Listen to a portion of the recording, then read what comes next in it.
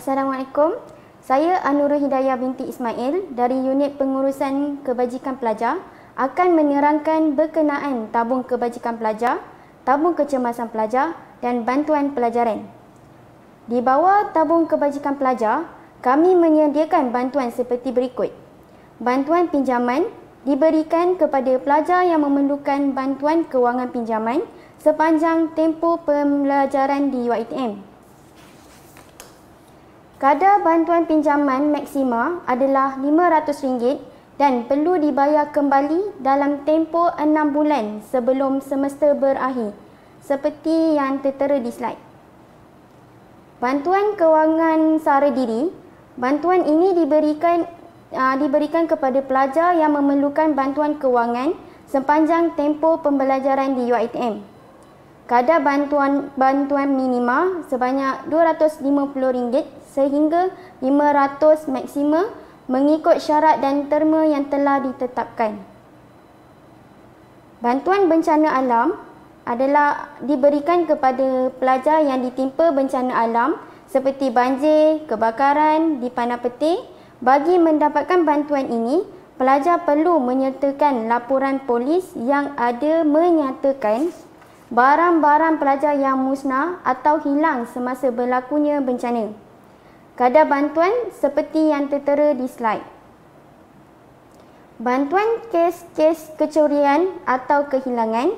Bantuan kes kecurian atau kehilangan duit dalam akaun, dompet, contohnya dokumen rasmi peribadi seperti kad pengenalan, lesen memandu, kad ATM dan sebagainya. Sama seperti bantuan bencana alam tadi, pelajar juga perlu menyertakan laporan polis untuk permohonan. Kadar bantuan boleh tengok di slide. Bantuan tambang perjalanan kematian ibu bapa,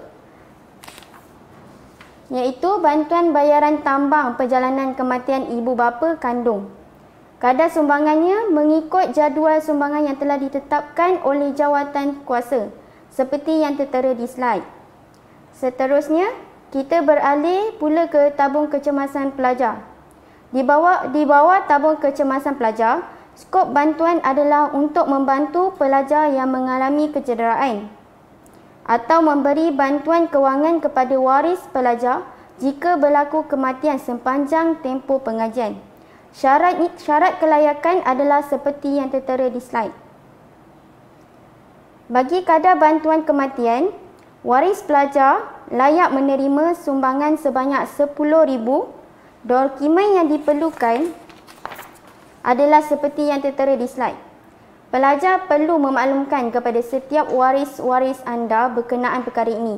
Sekiranya berlaku apa-apa kejadian yang tidak diingini kepada anda, waris anda tahu di mana untuk melaporkan.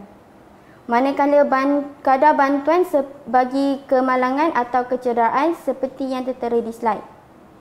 Untuk kesemua bantuan yang disediakan ini, pelajar boleh memohon secara online melalui student portal ataupun secara manual seperti yang tertera di slide.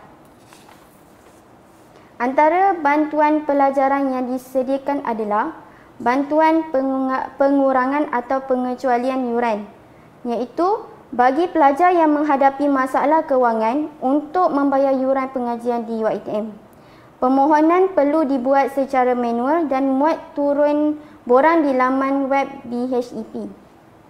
Kadar pengurangan adalah seperti tertera di slide. Selain itu, Unit Pengurusan Kebajikan Pelajar juga membantu menguruskan bantuan kewangan kepada pelajar kurang upaya di mana UPKP akan membantu pelajar kurang upaya untuk mendapatkan insentif, beasiswa dan peluang kepada pelajar kurang upaya yang berkebolehan atau berkemampuan untuk melanjutkan pelajaran ke peringkat tertinggi. Meningkat dan memperluaskan peluang pembelajaran sepanjang hayat untuk OKU dari segi bantuan kewangan. Bantuan ini meliputi wang saku dan yuran pengajian. Pelajar kurang upaya boleh mengisi permohonan secara online di http://beasiswa.mohe.gov.my. Kadar bantuannya adalah seperti yang tertera di slide. Seterusnya adalah bantuan beasiswa, bantuan pelajaran dan derma siswa. Bantuan kewangan pelajar ini atau airline yang ditawarkan kepada pelajar UiTM dari agensi kerajaan atau swasta. Contohnya macam KPT, PTPTN, Yayasan Tengku Abdul Rahman, Pinjaman Kerajaan Negeri, Yayasan Peneraju, Yayasan Sony, Yayasan UMW dan lain-lain.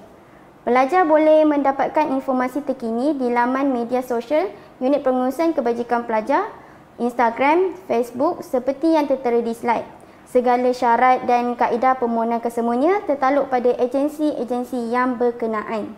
Atau pelajar boleh scan saja QR code yang tertera di slide. Tidak menjadi halangan sekiranya dalam masa yang sama, pelajar turut memohon mana-mana tajaan beasiswa atau pinjaman yang ditawarkan dari agensi kerajaan atau swasta. Namun, pelajar perlu membatalkan atau menolak permohonan yang telah dibuat sekiranya penajaan adalah daripada agensi kerajaan atau swasta yang tidak membenarkan pembiayaan yang bertindih. Sekian saja penerangan berkenaan kemudahan perkhidmatan yang disediakan di bawah Unit Pengurusan Kebajikan Pelajar.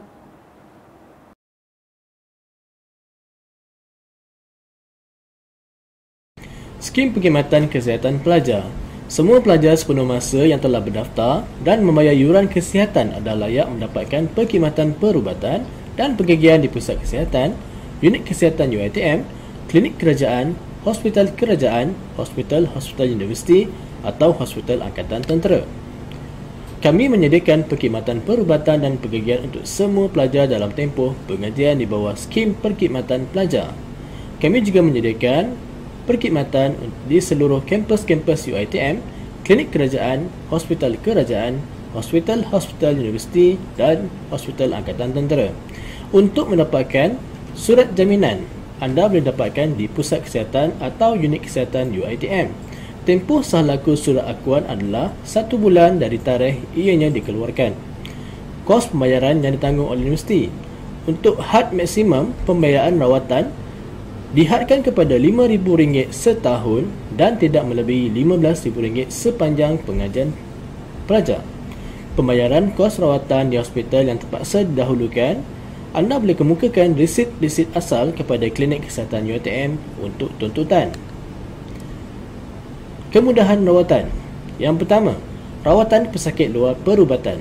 Semua pelajar sepenuh masa yang telah mendaftar dan membayar yuran kesihatan adalah layak mendapatkan kemudahan ini di pusat kesihatan atau unit kesihatan. Perkhidmatan rawatan perubatan dalam kampus yang dikendalikan oleh kaki tangan UiTM atau klinik kerajaan. Yang kedua, rawatan pergigian. Semua pelajar UiTM juga layak mendapatkan kemudahan rawatan pergigian di klinik pergigian kerajaan atau pusat kesihatan UiTM Shah Alam. Yang ketiga, rawatan kes kecemasan. Kemudahan rawatan kecemasan disediakan dalam kampus pada waktu klinik beroperasi sahaja. Selepas waktu klinik, kes-kes kecemasan akan diuruskan oleh staf residen kolej atau SRK di kolej kediaman masing-masing. Yang keempat, kemudahan kelayakan wad. Hospital kerajaan. Universiti menanggung pembelanjaan kemudahan rawatan pelajar di mana-mana hospital kerajaan atau hospital universiti, sama ada yang dirujuk oleh pegawai perubatan universiti atau doktor pilihan pelajar sendiri sepanjang pelajar menjadi pelajar di universiti ini.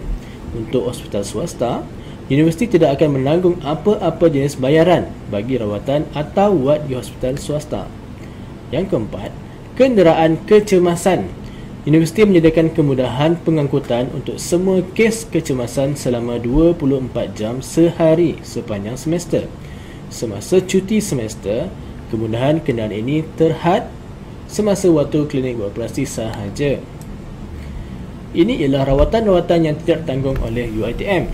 Yang pertama, rawatan ubat-ubatan dan peralatan untuk pencegahan kehamilan, kemandulan dan kesuburan.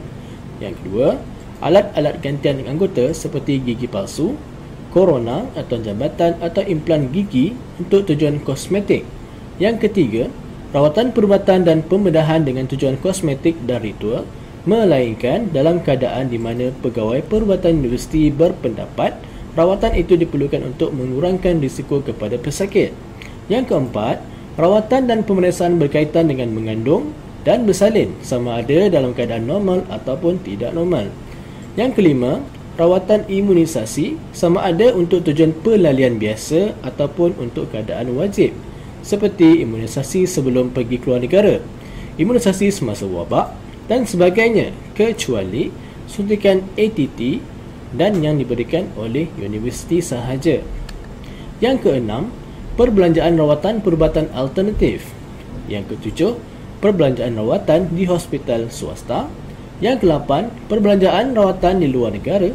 Yang kesembilan, ubat-ubatan yang dibeli dari farmasi sendiri melainkan yang mempunyai preskripsi dari pegawai perubatan universiti.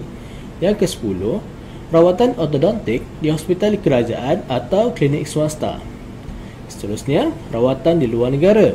Rawatan perubatan dan pergian bagi pelajar di luar negara tidak akan ditanggung.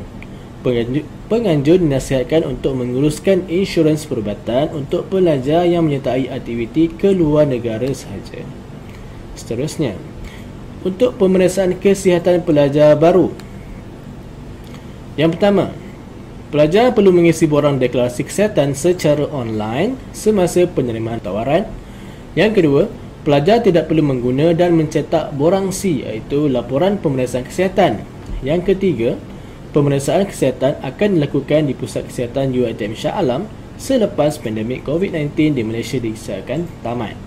Yang keempat, temu janji pemeriksaan kesihatan akan dimaklumkan melalui email masing-masing selepas pandemik COVID-19 di Malaysia diisytiharkan tamat.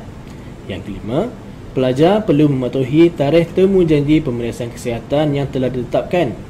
Yang keenam, yuran kesihatan telah dijana kepada pelajar baru dan perlu dibayar melalui Bank Islam Berhad.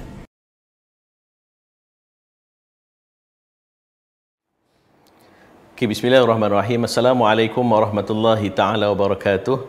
Alhamdulillahirabbil alamin wassalatu wassalamu ala asyrafil anbiya wal mursalin wa ala alihi wa sahbihi ajma'in. Saya Dr. Muhammad Ashraf Zaki bin Yaakob, pengarah bahagian zakat, sedekah dan wakaf UiTM Shah Alam. Jadi hari ini saya akan beri taklimat berkaitan dengan bantuan zakat dan juga sedekah kepada para pelajar UiTM. Jadi saya mulakan dengan yang pertama sekali berkaitan dengan bantuan zakat kepada para pelajar. Kita ada dua bantuan yang kita berikan kepada para pelajar. Yang pertama adalah bantuan zakat, yang kedua adalah bantuan sedekah. Pertama sekali berkaitan dengan bantuan zakat yang kita berikan, permohonan adalah dibuka pada setiap semester dan terbuka kepada pelajar UiTM di peringkat diploma, sarjana muda, profesional sepenuh masa daripada semester pertama sehinggalah tamat pengajian. Dan antara syarat permohonan yang kita tetapkan kepada para pelajar untuk memohon zakat adalah yang pertama sekali, pelajar tersebut haruslah beragama Islam. Dan yang kedua, pendapatan kasa isi rumah ataupun keluarga adalah di bawah had kifayah ataupun had kelayakan untuk permohonan zakat, iaitu kita tetapkan sebanyak RM4,000. Jadi bermaksud pendapatan kasa isi rumah ni bermaksud pendapatan ayah dan juga ibu digabungkan, jumlahnya adalah RM4,000 ke bawah. Dan syarat yang ketiga adalah memenuhi kriteria asnaf zakat. Sebab dalam Al-Quran ditetapkan bahawa terdapat 8 asnaf bagi yang melayakkan untuk menerima zakat. Bagi kita di UiTM, kita hanya beri kepada 5 asnaf yang utama sahaja, iaitu fakir, miskin, mu'allaf, fisabilillah dan juga ibnu sabil. Dan jenis bantuan yang kita berikan kepada para pelajar adalah bantuan keperluan pengajian, yang kedua adalah sarah hidup dan juga perubatan, bantuan musibah bencana dan juga bantuan kepada program-program bagi pembangunan pelajar asnaf. Yang seterusnya adalah bantuan diagihkan berdasarkan kepada 5 kriteria asnaf yang saya sebutkan tadi. Yang pertama adalah fakir, yang kedua miskin, yang ketiga fi sabilillah, yang keempat mu'alaf dan yang kelima ibnu sabil. Dan cara untuk para pelajar memohon bantuan zakat adalah melalui sistem e-zakat yang terdapat dalam student portal, di mana setiap kali permohonan dibuat, kita akan rekodkan berdasarkan kepada permohonan pelajar dalam sistem e-zakat tersebut. Kemudian kita akan membuat saringan dengan memanggil pelajar-pelajar yang layak, dan kita akan adakan temu duga kepada para pelajar setiap kali permohonan itu dimohon. Dan untuk makluman semua, pejabat bahagian zakat sedekah wakaf UiTM adalah di aras bawah Masjid Al-Wathiqu Billah Tuanku Mizan Zainal Abidin UiTM Shah Alam ataupun Masjid UiTM Shah Alam. Okey, seterusnya permohonan bantuan zakat secara atas talian kebiasaannya kita akan buka dalam tempoh seminggu sebelum kuliah bermula. Jadi saya minta kepada para pelajar untuk alert, memberi perhatian kepada taklimat-taklimat yang diberikan, kerana kita akan mengumumkan tarikh permulaan dibuka sistem untuk pelajar memohon zakat. Kemudian kita ada tarikh tutup, dan dalam tempoh tersebut pelajar boleh memohon bantuan zakat melalui sistem e-zakat tersebut. Dan insya-Allah tempoh permohonan kita adalah sekitar 2 bulan sahaja, dan kemudian kita akan terus memproses permohonan para pelajar tersebut untuk para pelajar mendapat bantuan tersebut. Okey. Pelajar perlu mengisi borang permohonan secara atas talian di dalam sistem e-zakat yang saya sebutkan tadi.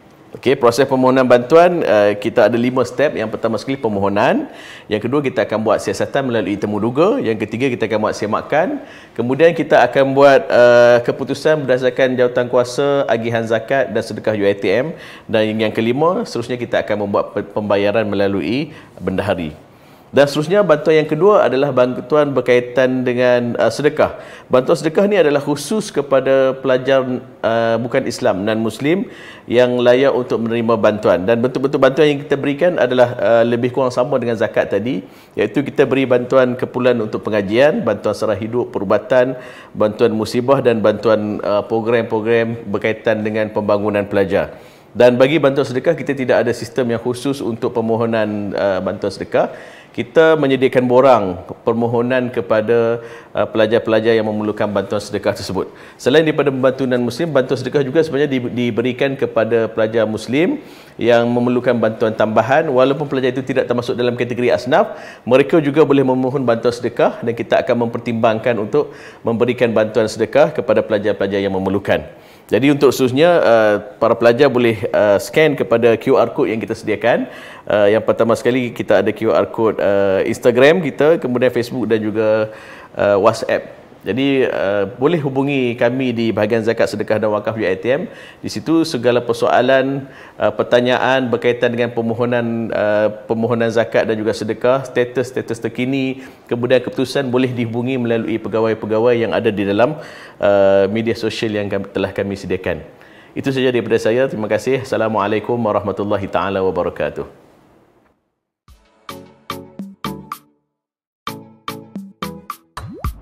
Apa yang dimaksudkan dengan kontak rapat?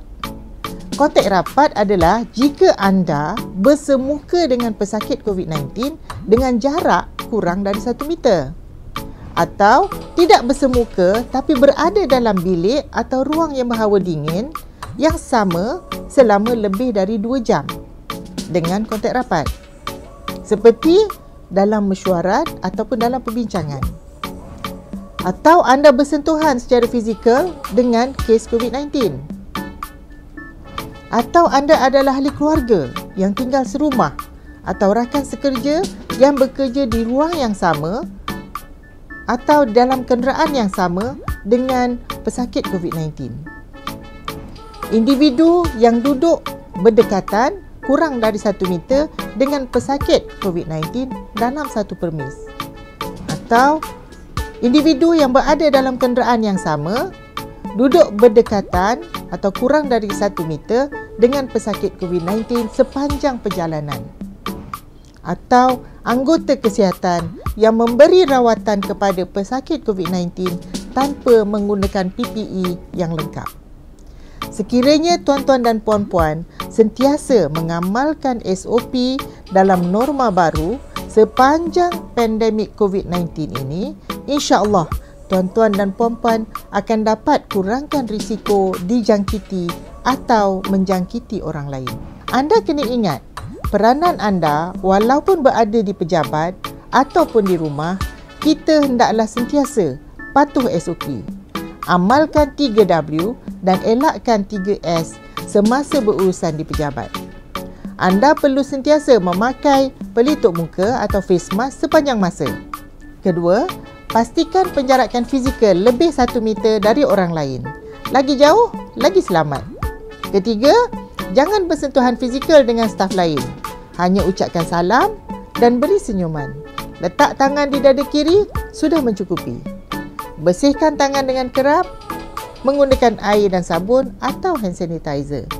Dan elakkan perjumpaan secara bersemuka seperti mesyuarat perbincangan lebih dari 2 jam dalam bilik yang tertutup. Anda digalakkan untuk melakukannya secara online. Akhir kata, marilah kita sama-sama patuhi semua SOP yang telah ditetapkan oleh kerajaan dan UiTM. Lakukan saringan melalui sistem saring C19 UiTM untuk sama-sama kita putuskan rantaian penularan COVID-19 demi keselamatan kita bersama. #Kita jaga kita. Sekian, terima kasih.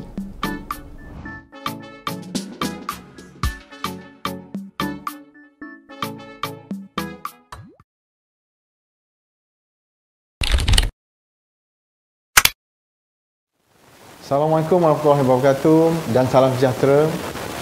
Tahniah diucapkan kepada semua pelajar-pelajar baru yang telah mendapat tawaran di UiTM dan juga selamat datang diucapkan ke sesi Minggu Destinasi Siswa.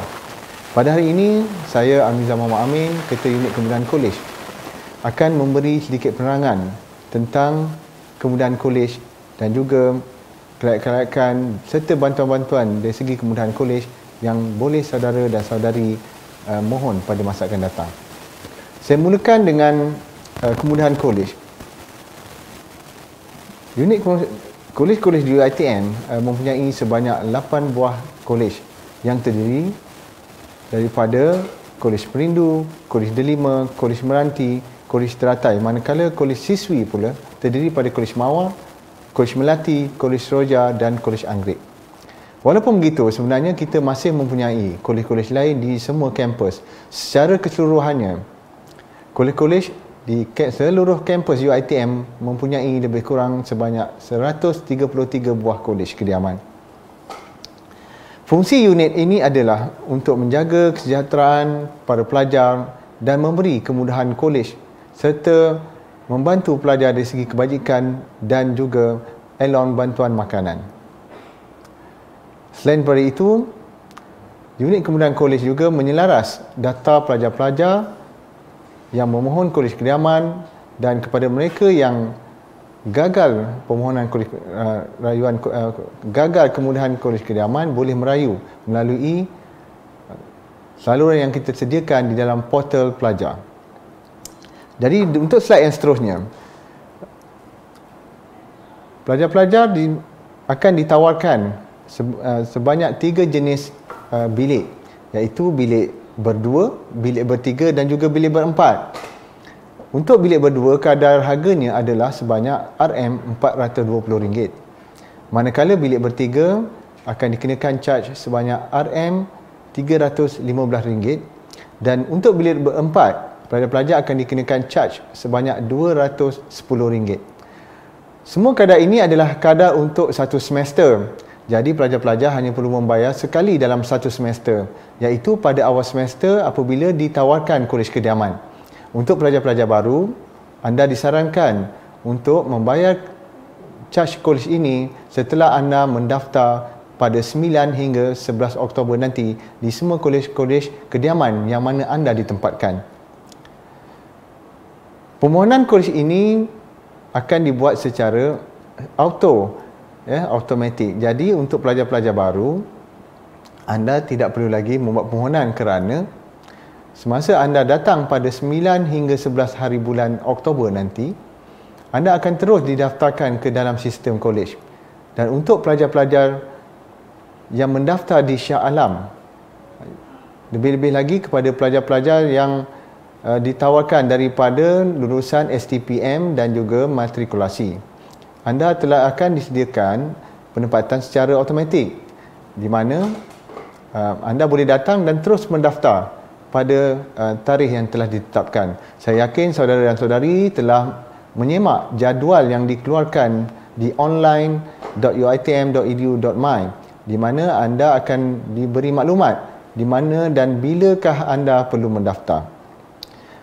Untuk pendaftaran kali ini memandangkan kita di dalam suasana yang agak perlu kita berhati-hati, ya, di mana COVID-19 masih lagi belum dapat dikawal sepenuhnya, maka kami telah menyediakan SOP tertentu kepada semua pelajar yang akan mendaftar di Kolej Kediaman.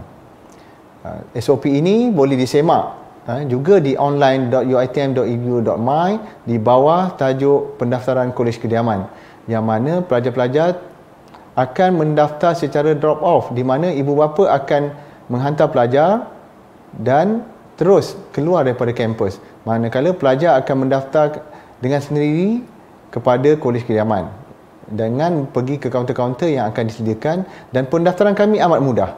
Ya, tidak ada melibatkan sebarang mengisi surat ataupun mengisi borang dan sebagainya.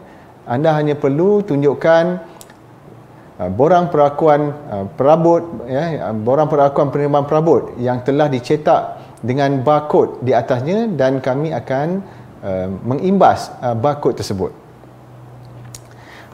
Untuk yang slide seterusnya, kelayakan untuk tinggal di Kolej Kediaman telah ditetapkan dalam dasar yang telah dirangka lebih awal. Antara mereka yang akan diberikan kolej ataupun penempatan Kolej Kediaman secara automatik pada setiap semester adalah mereka yang terdiri pada Majlis Perwakilan Pelajar. Yang kedua ialah pelajar jawatankuasa perwakilan kolej. Yang ketiga ialah pelajar-pelajar uniform, di mana mereka terdiri pada pasukan latihan simpanan, pegawai simpanan, palapes, juga sukarelawan suksis, iaitu sukarelawan polis, dan juga komander kesatria, bomber, Persatuan Bulan Sabit Merah, pasukan pertahanan awam, dan juga pasukan pancaragam kesatria. Yang keempat, pelajar sukan yang mewakili negara serta diiktiraf oleh Kementerian Belia dan Sukan. Yang kelima ialah pelajar AP 243 daripada semester 1 hingga semester 6 sahaja. Dan yang keenam, pelajar-pelajar dari keluarga yang susah dan dengan tanggungan yang ramai, iaitu pendapatan keluarga di bawah 2,500 RM 2,500 sebulan, di mana mereka akan ditemu bual sebelum diberi kemudahan kolej. Ini adalah 6 kategori pelajar yang akan diberi kolej secara automatik. Selain daripada ini, pelajar-pelajar hendaklah pergi ataupun menghadiri aktiviti-aktiviti yang telah ditetapkan oleh Kediaman, di mana aktiviti-aktiviti yang dianjurkan ini adalah salah satu kriteria yang anda perlu penuhi untuk memohon kolej Kediaman pada masa akan datang. Secara umumnya, setiap kolej memerlukan 9 penyertaan pelajar, 9 kali penyertaan pelajar di dalam setiap aktiviti. Maka selain daripada 6 kelompok pelajar ini, pelajar-pelajar lain juga boleh mendapat Kolej Kediaman pada semester yang akan datang dengan syarat seperti yang saya telah sebutkan tadi, iaitu menghadiri apa-apa program peringkat kolej dengan 9 kehadiran. Jadi saya harap saudara dan saudari dapat memahami kaedah yang digunakan oleh UiTM untuk memberi penempatan ataupun memberi kemudahan Kolej Kediaman kepada pelajar-pelajar. Jika masih lagi kurang jelas tentang perkara ini, anda boleh melayari laman web UiTM, di mana anda boleh pergi ke Student Affairs Division dan anda boleh melayari laman web HEP di sana, iaitu bahagian haiwan pelajar, ataupun hep.uitm.edu.my. Slide seterusnya ialah tentang elon bantuan makanan pelajar. Elon makanan ini diberikan kepada pelajar-pelajar UiTM mengikut kriteria atau kelayakan yang telah ditetapkan. Antara syarat kelayakannya ialah pelajar diploma. Pemohon mestilah pelajar diploma, pelajar pra-diploma, dan juga pelajar sijil sepenuh masa. Pelajar-pelajar separuh masa tidak layak untuk memohon bantuan makanan. Kemudian pelajar-pelajar yang saya sebutkan sebelum ini tadi, iaitu pelajar-pelajar daripada program Sarjana Muda AP 243 dan juga pelajar daripada program AC 150, yang ini pelajar profesional lepasan SPM. Yang ketiga ialah pelajar yang berstatus aktif sahaja. Kami tidak akan memberikan bantuan elon makanan kepada pelajar yang berstatus tidak aktif, dan juga kepada pelajar-pelajar yang keluarganya berpendapatan di bawah RM1,500.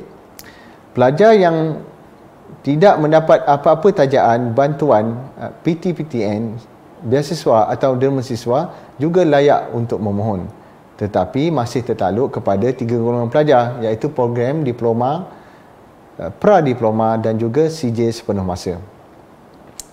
Permohonan boleh dibuat di student portal pelajar, iaitu istudent.uitm.edu.my, di mana pelajar boleh menyemak segala keperluan-keperluan yang dikehendaki sebelum anda memohon. Seterusnya ialah pemberian elon bantuan makanan. Tentang bagaimana pelaksanaan pemberian elon makanan diberikan kepada pelajar. Bantuan makanan ini adalah berasaskan kepada RM RM4 sehari dan ia diberikan secara bulanan. Setiap bulan pelajar-pelajar akan dimaklumkan tentang bagaimana ataupun wang tunai ini akan dimasukkan ke akaun pelajar yang berjaya mendapat dan berjaya diluluskan untuk mendapat elon bantuan makanan tersebut.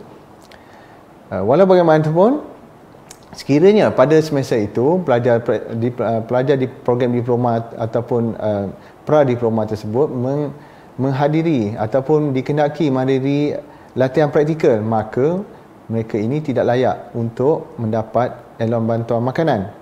Begitu juga pelajar yang melebihi tempoh pengajian, di mana yang sepatutnya belajar 6 semester tetapi mereka terpaksa menambah pengajian 1 atau 2 semester lagi akibat tidak lulus subjek-subjek yang tertentu. Yang ketiga ialah pelajar yang dalam cuti khas. Di dalam UiTM, sekiranya pelajar menghadapi masalah tidak dapat meneruskan pelajaran, pelajar akan diberi peluang untuk memohon cuti khas. Jadi pelajar-pelajar yang memohon cuti khas ini tidak layak untuk memohon elon bantuan makanan. Yang keempat, pelajar yang mendapat pinjaman kemudahan pinjaman, seperti PTPTN, beasiswa, derma siswa, ataupun beasiswa serta mendapat tajaan daripada mana-mana syarikat. Mereka ini walaupun pelajar diploma ataupun separuh diploma ataupun pelajar-pelajar yang mengikuti sijil sepenuh masa adalah tidak layak untuk memohon kerana telah ada bantuan yang diberikan. Saya harap saudara dan saudari dapat memahami keadaan ini, dan sekali lagi jika ada apa-apa kemusykilan, anda bolehlah lawati laman web HEP yang telah saya sebutkan sebelum ini. Dan sebelum saya mengakhiri sesi saya pada hari ini, saya mohon untuk saudara dan saudari mencatat nombor-nombor telefon pegawai-pegawai yang boleh dihubungi, yang yang telah dipaparkan sekarang di layar, di mana terdapat beberapa unit di sana yang anda boleh hubungi, seperti unit pengurusan kebajikan pelajar, bahagian ehwal pelajar kampus Puncak Alam Puncak Berdana, dan bagi kemudahan kesihatan anda boleh mencatatkan nombor telefon yang ada, dan seterusnya saudara dan saudari bolehlah melawat ke laman web yang telah dicatatkan di sana, ataupun saudara-saudari boleh mendapatkan maklumat daripada laman web bahagian ehwal pelajar. Jadi selepas ini saya akan sesi ini akan diteruskan oleh pegawai daripada unit pengurusan non-resident, iaitu sebuah unit yang menguruskan ataupun menjadi pemudah cara untuk pelajar-pelajar yang terpaksa tinggal di luar, di mana pelajar-pelajar ini telah gagal dalam permohonan kolejnya kerana pelbagai sebab, dan kita ada satu unit yang diberi nama unit pengurusan non-resident yang akan membantu anda untuk mendapatkan rumah sewa di luar. InsyaAllah akan diteruskan oleh Puan Ikhwanah Mislan selepas ini. Sekian, terima kasih. Assalamualaikum warahmatullahi wabarakatuh dan salam sejahtera. Terima kasih diucapkan kepada Encik Amiza, Ketua Unit Kemudahan Kolej sebentar tadi, yang telah menerangkan sedikit berkenaan dengan unit pengurusan non-resident. Saya Ikhwanah Binti Mislan selaku pengurus non-resident akan menerangkan seterusnya berkenaan informasi non-resident. Fungsi non-resident, kami menjaga kesejahteraan pelajar NR termasuk keselamatan, kebajikan dan juga urusan kecemasan. Kami juga menguruskan data pelajar NR iaitu alamat rumah sewa dan tanggungjawab anda juga untuk mengemaskini alamat rumah sewa. Kami juga menyediakan program aktiviti pembangunan pelajar termasuk aktiviti bersosial kemasyarakatan bersama kejiranan setempat seperti advokasi denggi dan juga gotong royong. Kami juga menyediakan pengesahan stiker kenderaan pelajar NR bagi pelajar NR yang membawa kenderaan masuk ke dalam kampus. Seterusnya, lokasi non-resident terletak di atas Bank Islam bersebelahan Kolej Teratai dan juga Kolej Melati. Lokasi kedua kami terletak di Seksyen 7 bersebelahan Giant Seksyen 7 yang mana kami menyediakan kemudahan internet dan juga komputer untuk keselesaan pelajar melakukan perbincangan dan juga kelas ODL yang akan digunakan di kebanyakan fakulti pada buka semester nanti. Manakala kami ingin menekankan berkenaan dengan tanggungjawab sebagai pelajar NR. Anda perlu mendaftar sebagai pelajar NR sejurus anda telah diisytiharkan sebagai pelajar NR ketika anda tidak mendapat kolej semester hadapan. Dan juga anda perlu kemaskini alamat rumah sewa anda setiap semester kerana kami percaya anda akan berpindah dari satu rumah ke satu rumah mengikut kesesuaian bajet, lokasi dan sebagainya. Jadi anda perlu update setiap semester. Dan yang ketiga, anda perlu menjaga etika sebagai pelajar UiTM ketika duduk di rumah sewa dalam masa yang sama sebagai komuniti kejiranan yang bertanggungjawab dan juga berhemah. Bagi maklumat lanjut, sila layari nr.uitm.edu.my untuk maklumat kami. Di situ kami sediakan tips-tips dan bagaimana untuk menjadi pelajar dan jiran yang berhemah. Sosial media juga kami sediakan, sila ikuti kami di @nruitmsa. Sekian, terima kasih.